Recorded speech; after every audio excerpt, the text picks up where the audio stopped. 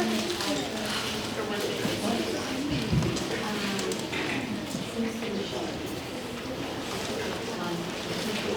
right, good afternoon and welcome back to the Fishbowl for What Matters to Me and Why. I'm Vanessa Gomez-Bright, the Associate Dean of Religious and Spiritual Life here at USC, and I'm delighted to have you all here at the University Religious Center. How many of you have been to the URC and the Fishbowl before? I have. I'm here every day. Oh, that's great. More than half of you. Lovely. Well, welcome back. So this speaker series represents a creative solution to an important problem in the university setting. It's that separation of the intellectual life from the personal and from the spiritual. What Matters to Me and Why offers the Trojan family an opportunity to hear from USC faculty and administrators in a very different way. Rather than lecturing on just their area of expertise or research, we invite speakers to share their life journey with us.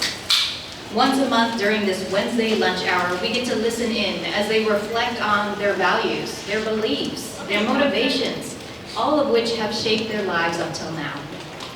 But before we get started, I do want to highlight just a few upcoming events that will bring you back to the Fishbowl because we got a lot of fun stuff going on. First of all, for those of you who may not know, Ramadan, the holy month, is upon us. And our Muslim community is welcoming everyone in the Trojan family to join for nightly iftars. That's a dinner at sunset here in the university courtyard. And that's every Monday through Thursday for the next 3 weeks. The Muslim Student Union hosts a catered meal. And actually, I want to invite you back on Wednesday evening because actually our Interfaith Council on March 27th will be hosting or sponsoring the iftar dinner. And what it means is that we're going to take an interfaith look at why we fast. What's the benefit? Why do so many religions and even secular and philosophical practices suggest fasting? What's the benefit to us? So please join us next Wednesday night at 6 p.m. to learn from Baha'i, Buddhist, Muslim, Jewish, Christian, Sikh, Jain, and other religious perspectives. Additionally, tomorrow you can hang out in the courtyard for community, as we call it. There will be chai, there will be snacks. We'll have therapy dogs, and my colleague Robin over here will also be having our art station as usual, which I believe will be making friendship bracelets, which is a lot of fun, and I hope you'll make a friend as well.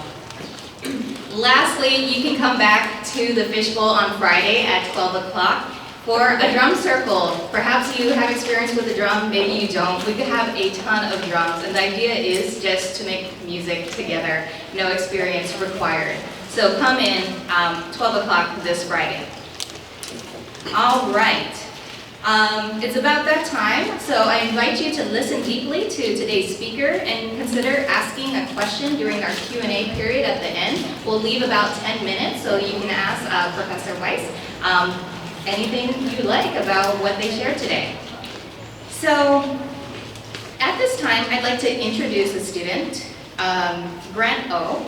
He is a Tech student studying health promotion and disease prevention. Grant is also a writer for the Daily Trojan, and today he will be introducing our special guest. So let's all welcome Grant to the stage.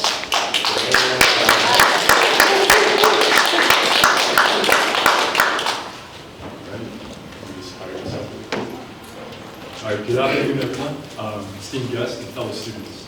It is my great honor to introduce our distinguished speaker for today's event, Professor Weiss. Professor Weiss is not only a respected professor within our institution, but also a leading authority as an associate professor of the Technical Communication Practice at the Viterbi School of Engineering. With a career spanning 25 years, Professor Weiss has made significant contribution to the academic community through her works and dedicated mentorship.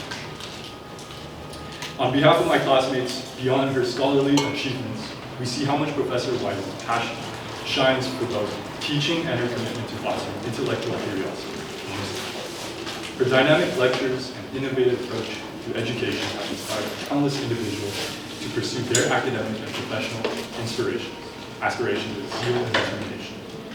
With her guidance, we not only gained knowledge, but also discovered our own true paths for our future. I remember a moment in Professor Weiss's class when she challenged us to think beyond our unconventional boundaries of our disciplines, sparking a lively discussion that left us energized and eager to delve deeper into our areas of interest. It's moments like these that truly exemplify Professor Weiss's dedication to fostering a culture of relentless curiosity within his students. And of course, there's not a single day where any fun is left out, as we are always looking forward to her classes. From giving us an amazing tour of the LA Coliseum for inspiration for our future Stories project, to showing us around the USC Viterbi School of Engineering Long Family Makerspace for our Moral Compass project, Professor Weiss never fails to combine both inspiration and excitement together. In fact, this Friday, we're going to the Alta Sea at the Port of Los Angeles for an upcoming team project, which we are very excited about. Amidst all the excitement and inspiration, there's truly a deeper connection we have with Professor Weiss. Both my two older sisters, who are currently medical school students, also have the privilege of being taught by Professor Weiss. To this day, we are still deeply connected with her. Actually, I just had a conversation with my sister over the past break where she recollected the most memorable moments of her time with Dr. Weiss and emphasized the impact she had on her motivation to pursue medicine and her dreams. As someone interested in entering the field of medicine as well, Professor Weiss has not only guided me through my academic journey, but also solidified the exact path I want to take within the medical profession. So today, we are privileged to have her share her insights and expertise with us on what matters to me and why. Please join me in sending a warm welcome to Professor.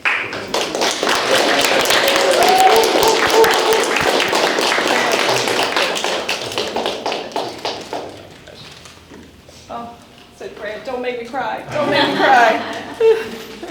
Thank you. Thank you for that lovely intro. I was very touched by it. It is very special. I have the pleasure, as you know, of teaching Grant in class this semester, but his two sisters, Isabella and Naomi, I've known for years, and they were also in my classes, and I also continue to mentor them, and they are just doing amazing things in the world. So it's such a pleasure to be introduced by you. Thank you so much. And to the students and the colleagues in this room, thank you so much for being here today. What actually matters to me is you. But we'll get to that, right? We'll talk a little bit about that shortly. I also want to thank you, Vanessa Gomez-Brake, Associate Dean of the Office of Religious and Spiritual Life, and Dr. Varun Soni, USC Dean of Religious Life, for hosting What Matters to Me and Why. It is an honor to be included in this signature USC series and to speak to all of you today. So, I'm in my 25th year of service to USC.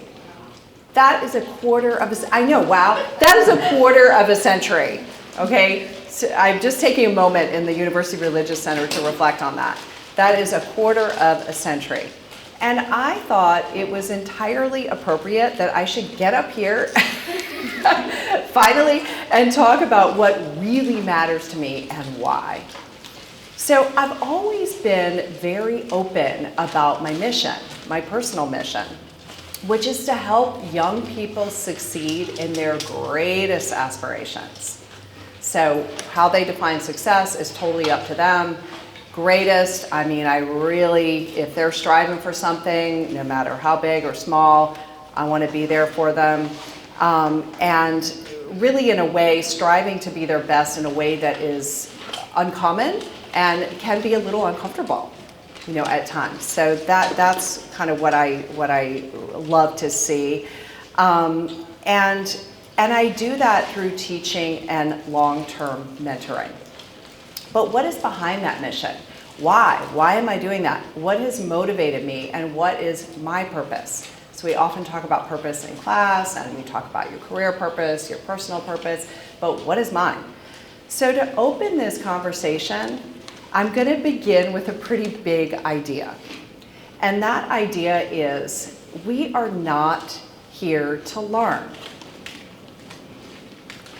We are here to build character. Now, of course, we build character through learning, and through experience, we develop those habits of heart and mind that guide us to look for opportunities to grow and learn and develop character, to become the best version of ourselves. And by character, I mean those enduring dispositions, those ingrained values that define who we are and how we characteristically feel and act. Your experiences are what forge your character. And what you do with those experiences demonstrate to you what you're made of, what matters to you, and what you are willing to fight for. So that is why today I'm going to share with you 3 very salient experiences from my own life journey, from my own sort of life map, prior to becoming a faculty at USC. Because I know a lot of people here, and they know me as a mother, as a wife, as even if we go way back 15 years or so, know me as a daughter. My parents have often visited, as a sister. But prior, as a college student and through my 20s, 3 salient experiences and how I responded to them and how each one helped me to build character and to form who I am today. That showed me what matters to me and why. So for all of us, listen to your choices, listen to your own work. They will actually show you what you value. So these 3 experiences had very, what I would call, high emotional resonance.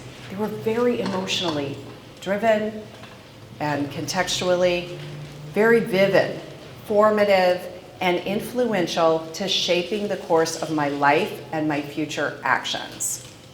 These are literally etched into who I am. And they are, like I said, emotionally driven.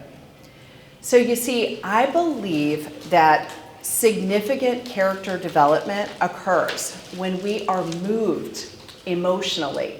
I mean, moved. Literally, the root of emotion is motere, which is to move. And we're moved to act on an emotion, which is very, very different from detached, rational thought. And that emotion and that action pushes us to grow, to extend beyond our current selves, or ourselves, to extend beyond our current capacity, and to push the boundaries of our own identity and sense of self. So these 3 experiences I've given names to, and I like to call them the crucible. I know they have a religious hue, but I mean them generally applicable. The epiphany and the love story. I'm not going to tell you how I met my husband. I'm going to tell you a love story about USC. Okay, so those 3. So all 3 of these experiences were unpredictable. They were unplanned. They were unsolicited. But they provided me with some of the richest growth experiences of my life and shaped who I am, what matters to me, and why. So I'll start with the crucible. So a crucible is defined as an extreme test of character. And this event early in my adulthood was one of those tests. When I went to college, I was very fortunate to attend the University of Virginia, which was at that time, and many years since, the #1 public school in the United States, according to rankings. And indeed, UVA was my intellectual playground. I loved it. I was thriving on the interdisciplinarity of it all and the work hard, play hard ethos. So I pledged a sorority and was invited to what promised to be an epic party. And I was super excited to go. So I arrive at the party and I walk in the grand front door. And I was greeted by what I can only describe as a nightmare. Here we were in this beautiful historical house, and there was a chaotic scene unfolding of extreme alcohol abuse, mass bullying, people sick, visibly, their last shreds of dignity in tatters, no one in control of themselves, and a situation spun completely out of control. I realized in that moment that I was witnessing a scene of something I had just learned about in my social psychology class, a scene of intense groupthink.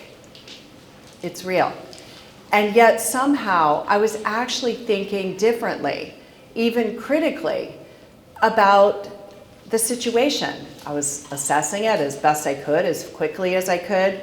I was recognizing it as dangerous or fraught with potential danger, and knowing in my heart that I just needed to escape. I just needed to get out. So at that emotionally charged moment, I made a clear decision to act. But faced with excruciating social peer pressure, as we all feel, I struggled for nearly 30 minutes to make myself inconspicuous as I frantically searched for an unlocked door.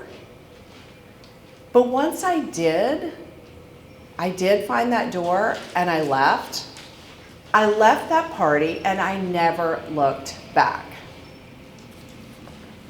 But I did look back on that decision over time. I looked back on it, especially in light of the devastating fallout where several people were hospitalized for alcohol abuse and poisoning, and they almost died. The Greek system, the entire Greek system, was placed on probation. And the word hazing originally spawned from this party, entered the cultural lexicon for the very first time in American history. And I've often reflected on that experience over the years and thought, what enabled me to see that situation in the way that I did, and to act according to my own intuition and values? Like, how did I manage to do that in that situation? I felt guilty for a long time because somehow I had left the party unscathed and other people had struggled. Why didn't I have the courage to pull everybody out there? I only had enough to get out. But I started thinking about things like that. And then what enabled me to actually benefit from my decision to act? Because I did benefit. And this was the most surprising aspect of this. The experience instilled in me 3 core values that transformed my life. The first one, autonomy. I came away with from that experience with a profound sense of independence, which is what I had gone to college to find in the first place. And a growing self-reliance, a feeling that I could trust my judgment and act on it, even under duress. Confidence. I gained a tremendous amount of confidence at a very young age in my ability to discern and to make choices that would serve me well, because I was fine. Gratitude. Such a profound sense of gratitude for this, for getting away, for the sheer luck of one back door being unlocked, that my parents had taught me values like respect, and that through experience, bad or good, I was developing what I love to call practical wisdom to navigate everyday life. Just sort of your values in action. So the cementing of these values set me up to navigate more challenging situations to come. And I was able to deal with them. I lived in London as an overseas student, narrowly escaping a few terrorist attacks. This was a while ago. Moved to Hollywood, where the parties are way bigger than anything you would ever find in college, was able to maintain equanimity because I knew how to deal with stuff and make sound decisions in moments that could be compromising or threatening. And to this day, I still think differently. And this has been a gateway to innovation. When you think about something, when everyone's looking in one direction and you're kind of looking in another, you discover something that may be valuable. It's a very valuable asset. So these were the benefits that I came out with. And this is why character education matters to me and has become the central focus of my work here, where teaching writing, communication, ethics, technology for social impact is infused with this layer of character education and development, because I'm passionate about innovating in the space and to help students maximize their learning through experiences. Because I see character as an accelerant to performance and to excellence across all domains.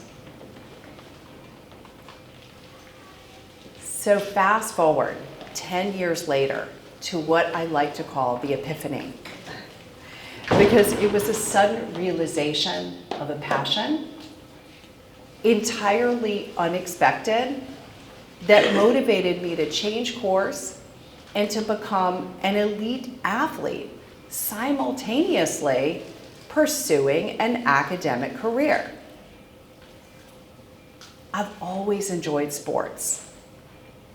Having been a competitive gymnast growing up, a swimmer, a fitness enthusiast with an active lifestyle, especially with young kids, I always felt that physical activity balanced me out through the years of graduate school and scholarly work.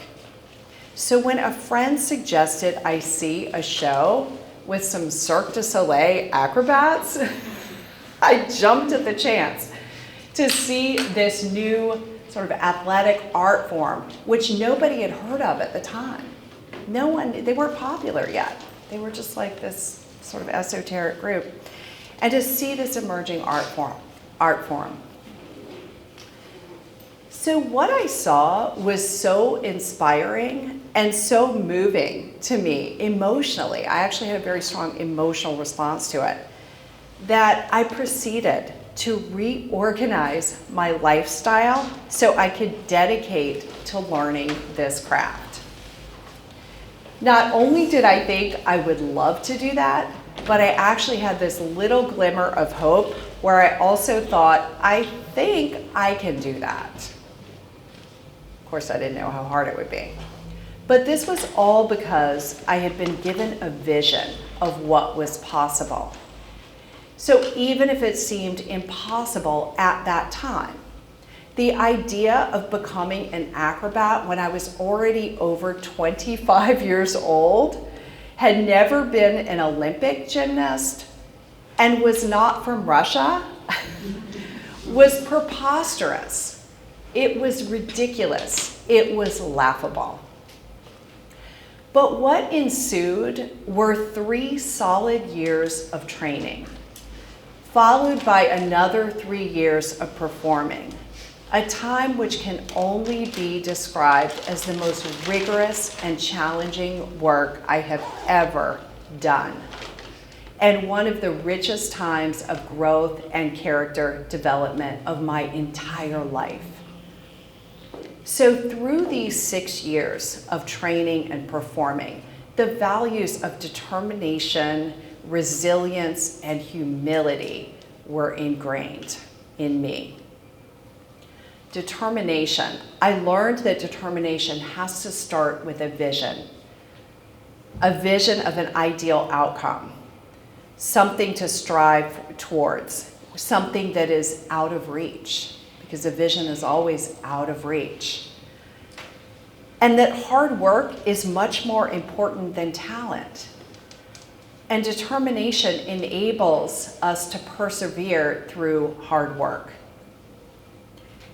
That mental skills take just as much probably more discipline than physical skills.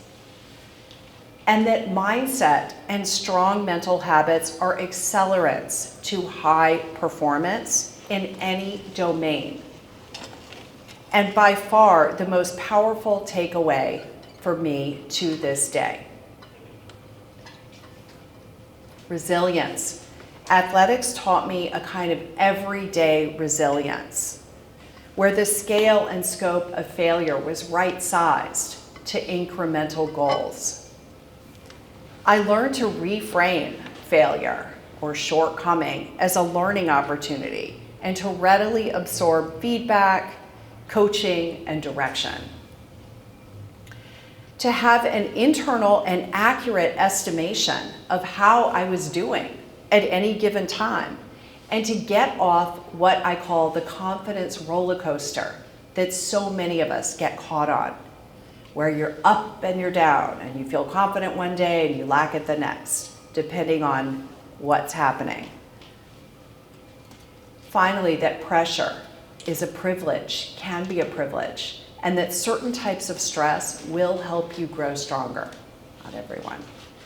Finally, at some of the most exciting special events in the world, from film premieres to art openings to major sporting events, this was an exciting and dynamic career where I was able to explore the arts, performance, and athletics in a particularly rich arena for growth and character development.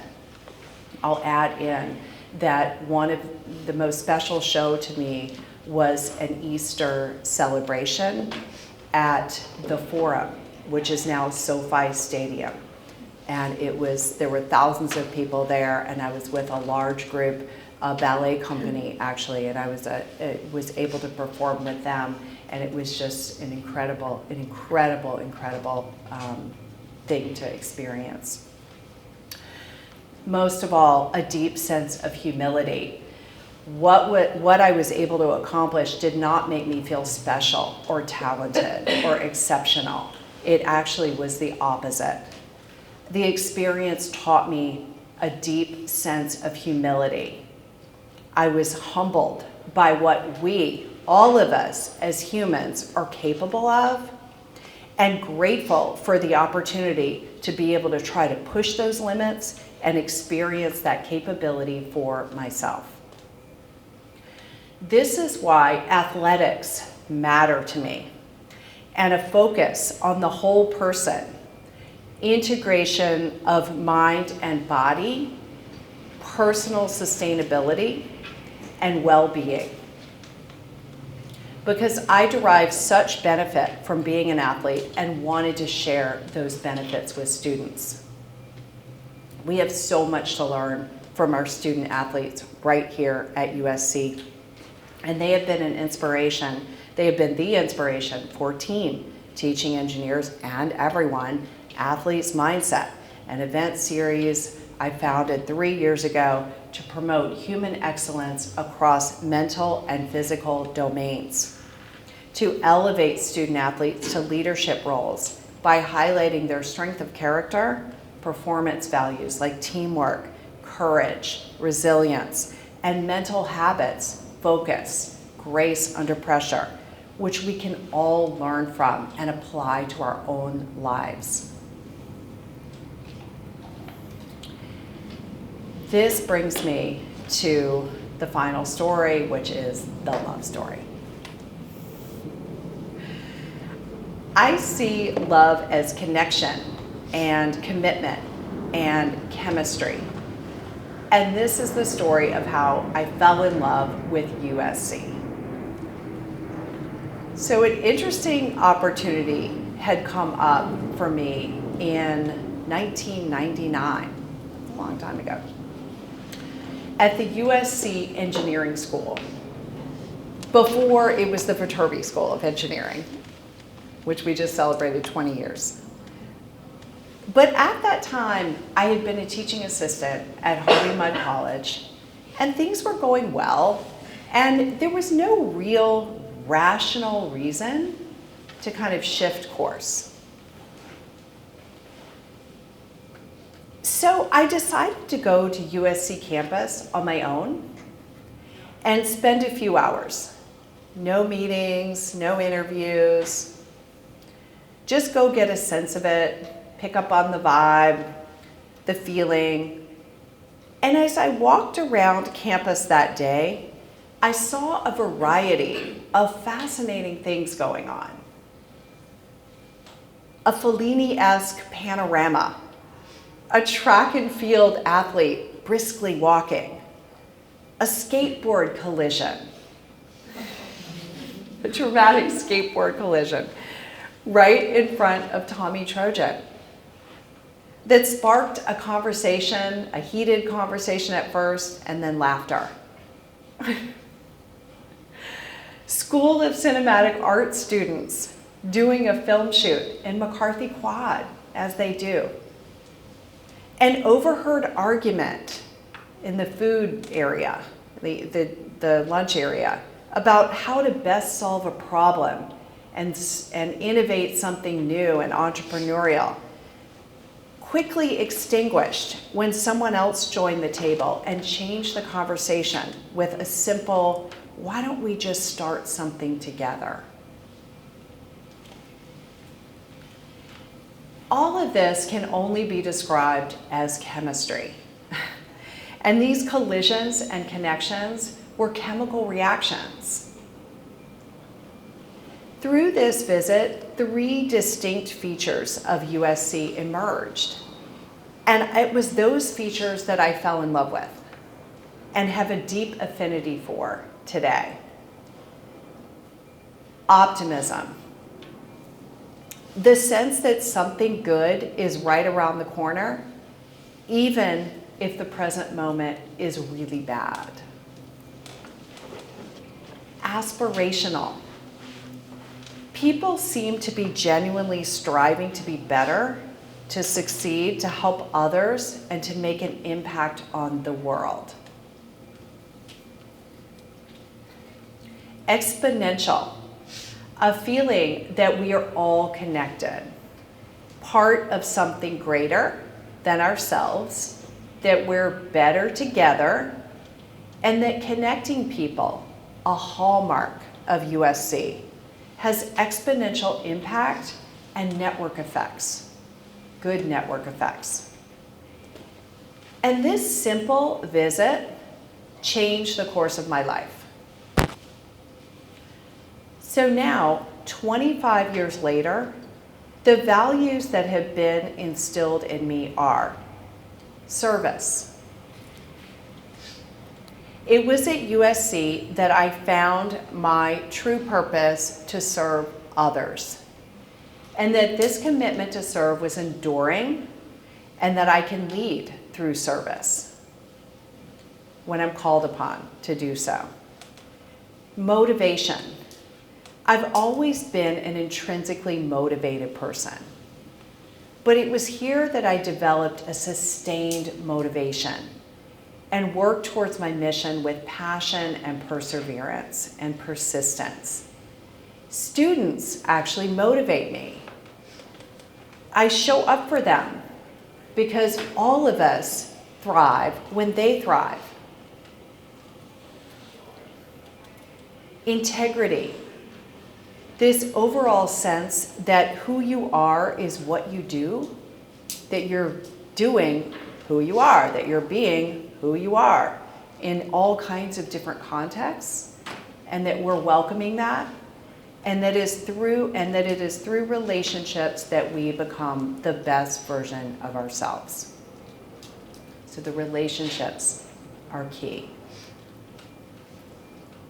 This initial moment and then cementing these values, this is why mentorship matters to me so much, because we're all connected. And when students flourish, we all flourish as a society and as a world. So mentoring students beyond college and into their 20s, a time when they are beginning and building careers, when they're learning new skills and things, when they are solidifying their character in life, and facing unexpected challenges, meshing their personal values with the values and expectations of their professions, is when they may benefit from our insights most. In fact, psychologists have identified 18 through 29 as the most transformative period of self-development, a time of intense identity exploration and of prospective character development as they consider the person they want to become and the future they want to inhabit. Schools are future societies, and it's singularly important that we invest ourselves in young people as they build their character and in the societies of the future they will one day inhabit.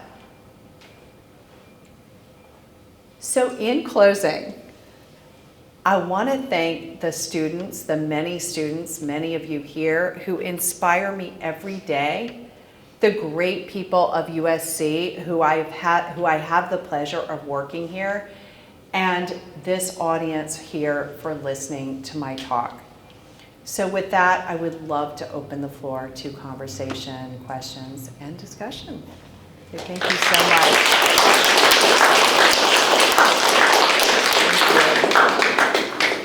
All right, folks, we've got a few minutes for Q&A, and I'm noticing this clock is totally wrong. So, Oh, is it? Yeah, but you did great. We'll open up for a few questions, and please just raise your hand. And what I'd ask is if you could stand up, let us know your name, and then present your question to Professor Weiss. Do we have anyone who would like to ask a question? All right, I'm going to ask the first one then, and then I'm going to come back to you. I really enjoyed hearing your love story for USC, as well as the motivations and all the values that you articulated for us there at the end. Since I'm a spiritual care provider, I find that some students, some staff, some of our Trojan family members, they share that love in different ways for this university. And sometimes you fall out of love. And given that you've been here for 25 years, I wonder if you might reflect on a time where you found it difficult to either love USC or to love your work, and how you found ways to get through that lack of love, I guess. We all fall in and out of love. Right? It happens. That's such a nice question. Thank you for that. The answer is community, in a nutshell. So when we go through ups and downs, we go through them together, even if we're not responsible. Do you know what I mean?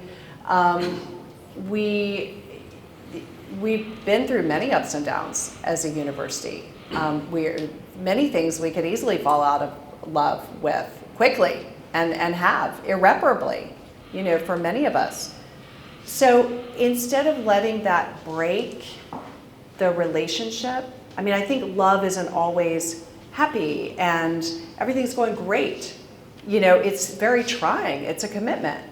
So if you are committed in the long term, it's kind of like when you fall in love with a person, it's like, they're not really this, but it's like, I remember what I fell in love with, and it's still, the essence is still there, you see?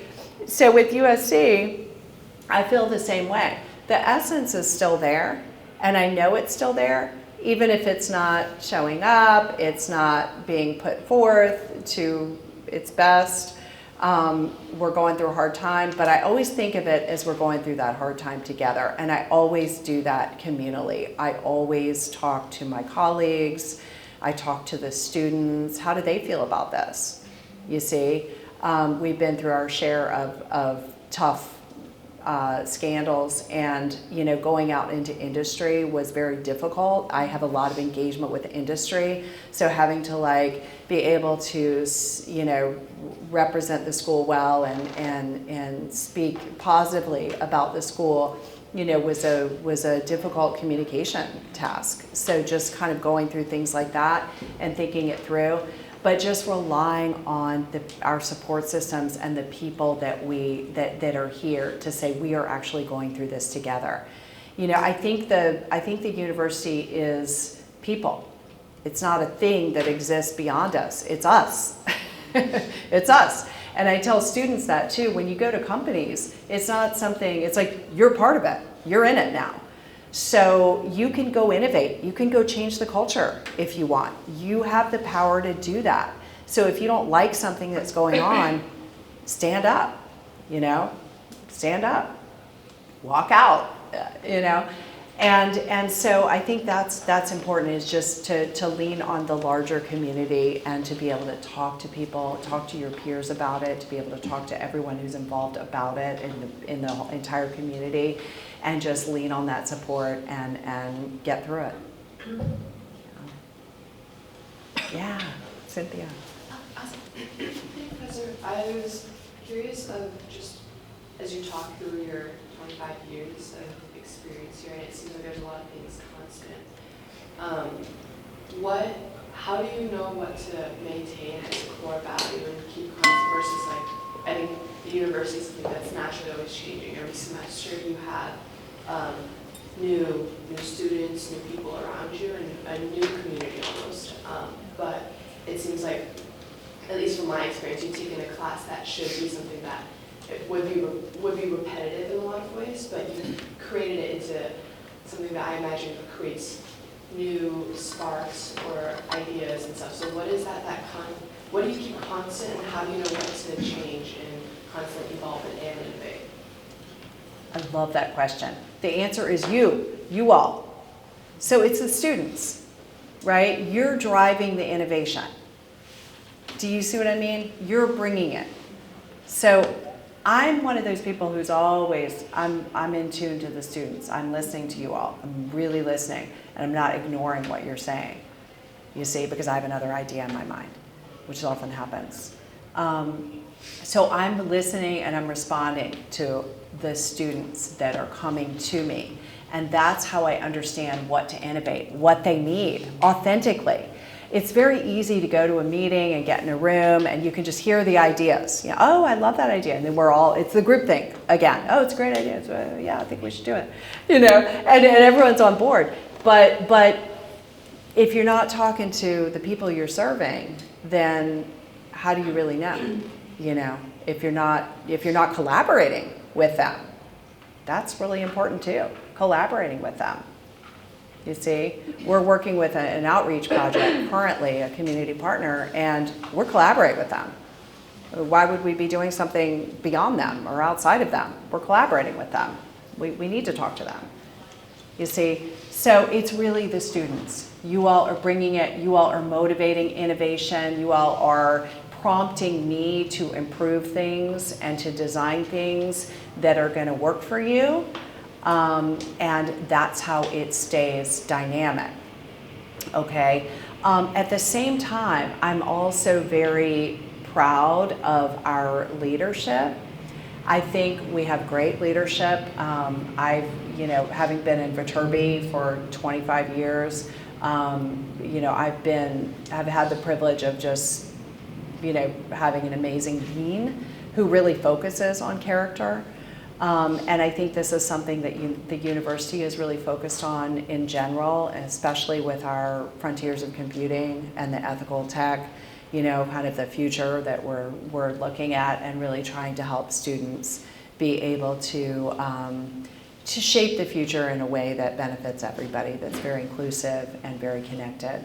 So I see those initiatives happening, and those I'm very supportive of as well. But it really comes from the ground up. It really comes from students. Yeah. I had a question about, I think your journey is so cool to hear, especially your long-term commitment. And you talked about commitment being a hallmark of love, I guess, with the institution that you're a part of. But I know there's some people who aren't sure which pathways to take, and that maybe staying committed would actually be detrimental to their growth. So what's your recommendation for how to feel out whether hard work and perseverance in the moment is a good idea, or whether decommitment and finding new I love that question. Thank you so much for that. It's so true. I would say you have to feel it. It goes back to emotion. So that's why I was talking about that emotional resonance. You know, it really is like falling in love.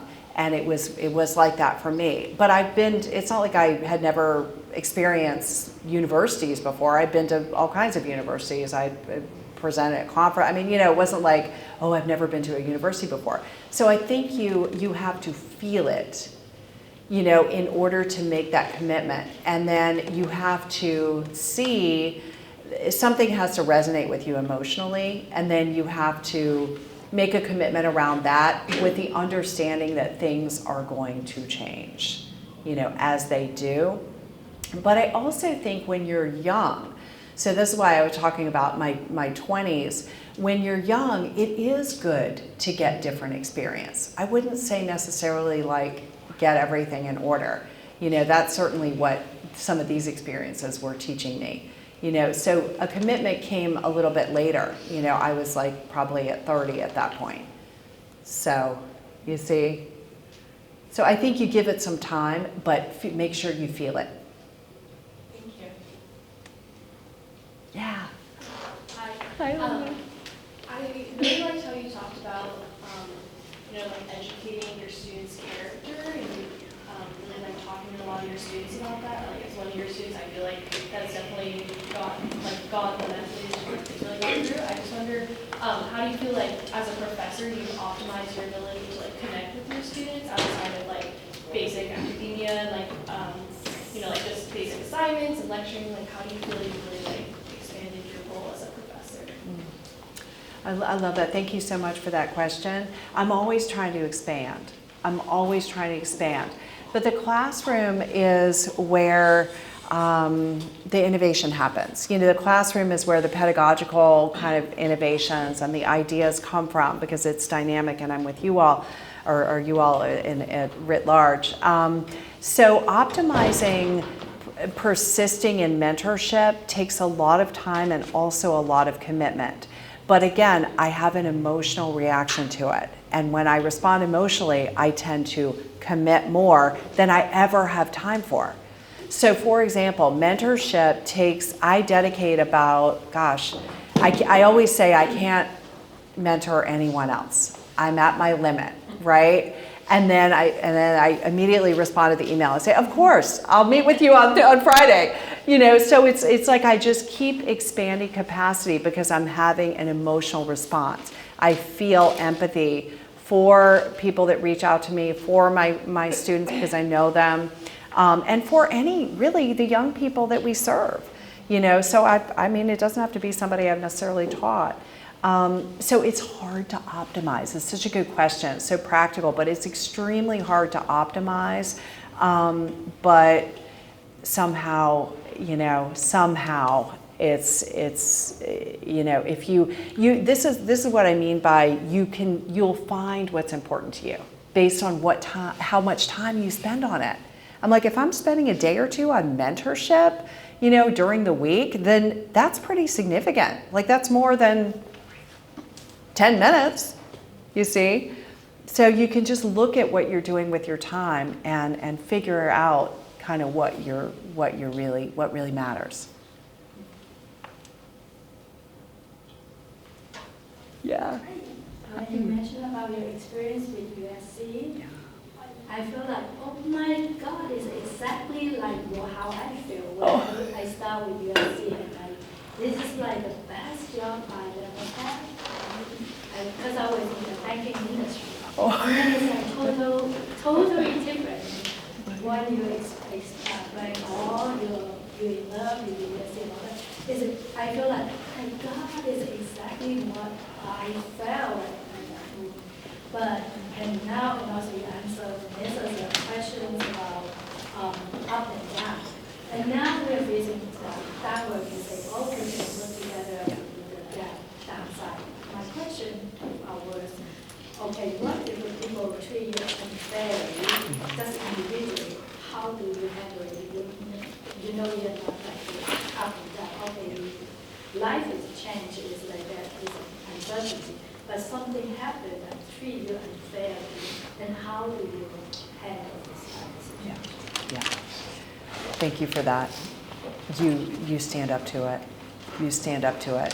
You have to, because again, we're like any organization, we're dynamic. There's a lot of people, and you can't ensure that everybody is kind of working and from the same page or from the same set of values. So I think, and we embrace that diversity, but treating people ill treatment is not acceptable. And I think you just have to call it out. You have to call it out. You have to stand up to it. You have to. And, you need some support too. You need support.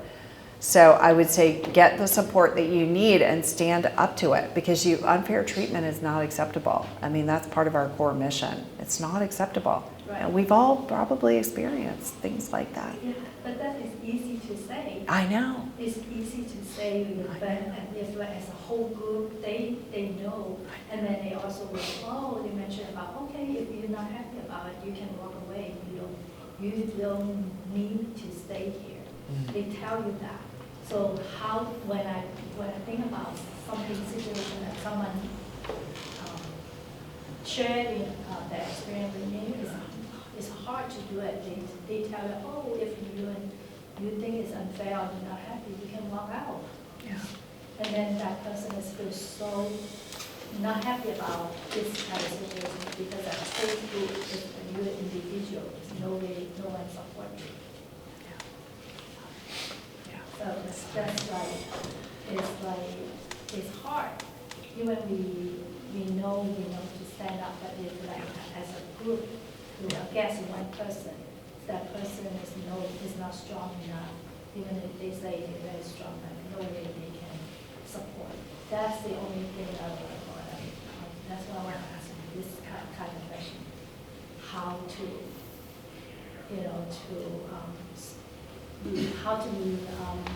solve this kind of problem with an individual. Yeah, I'm so sorry to hear this. I think that sometimes you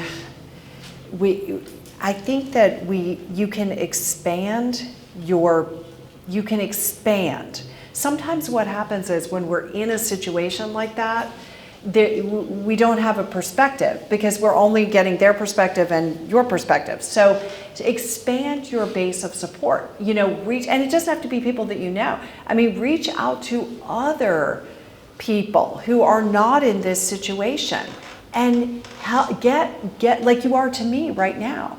I'm one of your supporters now. So reach out more broadly, like broaden it, because when you've got a situation, it's a little tiny, little hot situation, but you've got to get out of it and broaden and bring more people in the conversation with you, so that you can find a way through it, or you and your colleagues can find a way through it, or your friends across the university. Do you see what I mean? You need to expand it. That would be my recommendation. Yeah. It's tough. All right, we are at the hour. So on behalf of the Office of Religious and Spiritual Life, I want to thank Professor Weiss for being with us today and sharing so much of your story with us. I'm sure she'd be happy to talk with any of you. If there were further questions, you can come up and approach. But thank you so much, and let's give a round of applause.